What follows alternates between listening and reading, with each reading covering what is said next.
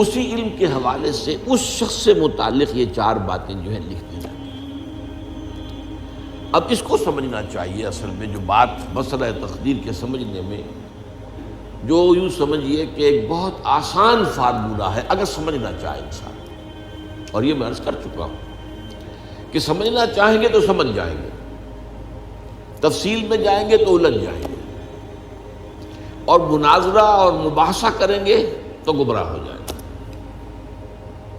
چنانچہ اسی پر میں حدیث آپ کو سنا چکا ہوں کہ ایک مرتبہ حضرت ابو ہریرہ فرماتے ہیں کہ حضور صلی اللہ علیہ وسلم برآمد ہوئے اپنے حجرے سے، اور ہم مسجد کے گوشے میں بیٹھے ہوئے تقدیر کے بارے میں بحث کر رہے تھے، تو آپ شدید ناراض ہوئے، اور اس قدر آپ کا چہرہ مبارک غصے کی وجہ سے سرخ ہو گیا کہ ایسے محسوس ہوا جیسا آپ کے گالوں میں انار کا رس جو ہے وہ ڈال دیا گیا ہے، وہ اس کے اوپر بہا دیا گیا، وہ سرخ قندھاری انار، اس کا تصور کیجئے، وہ عام تو انار نہیں جس کے اندر وہ رنگ نہیں ہوتا۔ پھر آپ نے فرمایا غصے سے، کیا تمہیں اس بات کا حکم دیا گیا؟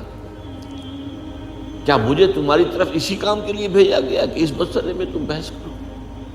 عزمت علیکم، میں تاکید کر رہا ہوں اس مسئلے میں بحث سے گریز کرو، بحث مت کرو۔ تو یہ مسئلہ اگرچہ اس اعتبار سے بڑا مشکل ہے، اگرچہ سمجھنا چاہیں تو سمجھ سکتے ہیں، لیکن میں ایک اور حدیث بھی آپ کو سنا دوں کہ اس پر ایمان کس قدر لازم ہے۔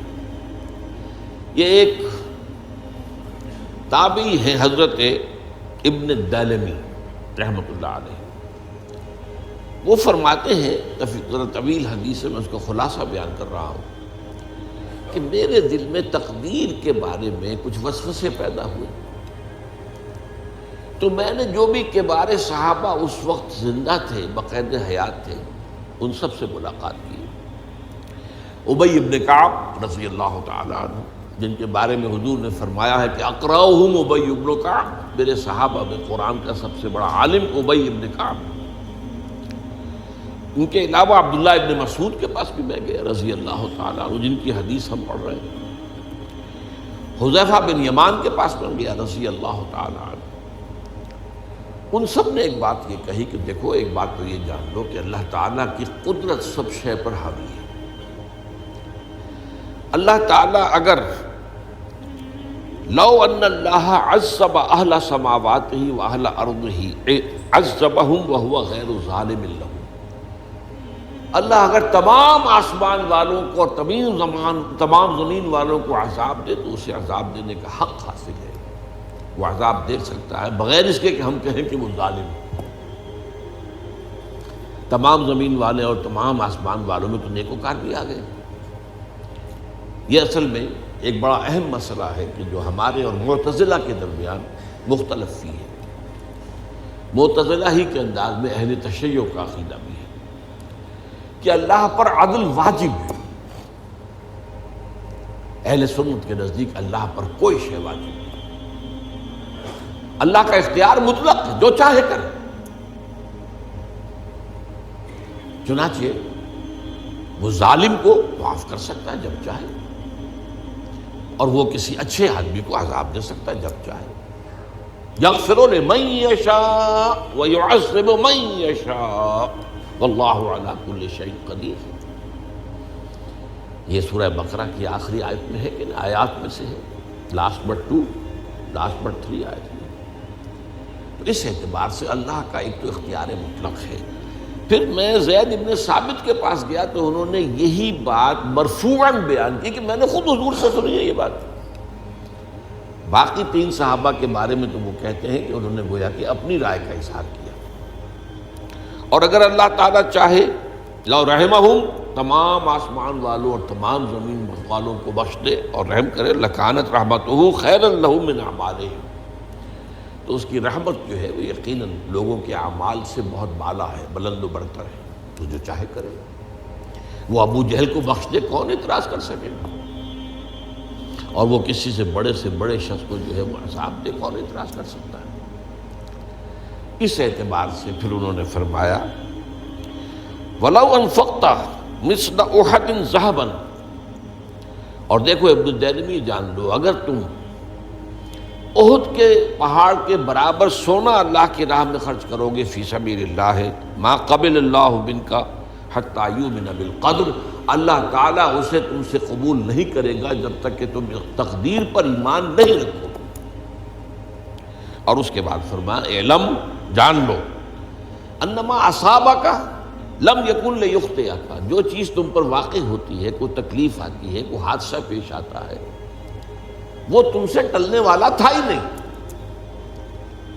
مطلب یہ کہ تم سوچو کاش میں یوں نہ کرتا، یوں کر دیتا، اگر یہ ہو جاتا، وہ ہو جاتا تو میں بچ جاتا، نہیں، وہ تو آنے والی بات تھی، وہ اللہ کی کتاب، وہ اللہ تعالیٰ کے علم قدیم کے اندر پہلے سے لکھا ہوا تھا، تو موجود ہے، تو وہ تو آنی ہی آنی تھی۔ وَأَنَّمَا أَخْطَأَكَ لَمْ يَكُنْ لِيُصِيبَكَ، اور جو چیز کہ تم سے چھوٹ گئی، جاتی رہی، تمہارے ہاتھ سے نکل گئی، ممکن ہی نہیں تھا کہ وہ تمہیں ملتی، وہ اللہ تعالیٰ کا وہ جو علم قدیم ہے اس کے اندر پہلے سے طے ہے۔ وَلَوْ مِتَّ عَلَىٰ غَيْرِ هَٰذَا لَدَخَلْتَ النَّارَ، اگر دیکھو تم غور سے سن لو، اگر اس عقیدے کے سوا کسی اور پر تمہاری موت واقع ہوئی تو جہنم میں داخل ہو جاؤ۔ تو یہ اس ایمان بالقدر کی اہمیت کا معاملہ۔ اس کے لیے جو میں کہہ رہا تھا کہ ایک فارمولہ جو سمجھ میں آ سکتا ہے وہ یہ ہے، انگریزی کی جو اصطلاحات کے حوالے سے پہلے میں واضح کروں گا وہ ذرا زیادہ واضح ہے۔ ایک ہے پری نالج، کسی چیز کا علم پہلے سے ہونا، ایک ہے پری ڈیسٹینیشن، کسی شے کا پہلے سے طے پا جانا۔ ان دونوں میں گڑبڑ کا نہیں کرنا چاہیے۔ اللہ کا علم قدیم اس کے جبر کو مستلزم نہیں ہے، اس کا علم ہے یہ کہ تم یہ کرو گے، اس کا مطلب یہ نہیں ہے کہ تم اس کے جبر کے تحت کر رہے ہو۔ اس کی ایک سادہ سی مثال میں دیا کرتا ہوں، پھر میں عرض کروں گا، سمجھنا چاہیں تو یہ فارمولہ بہت کافی ہوتا ہے۔ آپ کسی بچے کے سامنے کوئی کھلونا ڈال دیں، آپ کو تقریباً یقین ہے وہ متوجہ ہوگا، اسے اٹھائے گا۔ ہو سکتا ہے بچہ کسی اور دھن میں ہو اس وقت، ادھر اس کی توجہ کسی اور کو نہ اٹھائے، اگر وہ اٹھا لیتا ہے تو آپ کے مجبور کرنے سے تو اس نے نہیں اٹھایا، اس نے تو اٹھایا ہے اپنے انسٹنکٹ کے تحت کہہ لیں، اپنے ارادے کے تحت کہہ لیں، آپ مجبور تو آپ نے کی۔ لیکن اللہ تعالیٰ کا جو اندازہ ہوتا ہے، وہ اندازہ قدر کے معنی اندازہ بھی ہے، میں بیان کر چکا ہوں آپ کو۔ اس کا جو علم قدیم ہے وہ غلط ثابت نہیں ہو سکتا، ظاہر بات ہے کہ پھر تو اعلیٰ کل شیء علیم وہ ہے ہی، اس کا علم قدیم جو ہے اس میں کوئی خطا نہیں ہو سکتی۔ یہ ہے در حقیقت پری نالج اور پری ڈیسٹینیشن، دونوں کے اندر فرق کر لیا جائے، یہ جبر نہیں ہے۔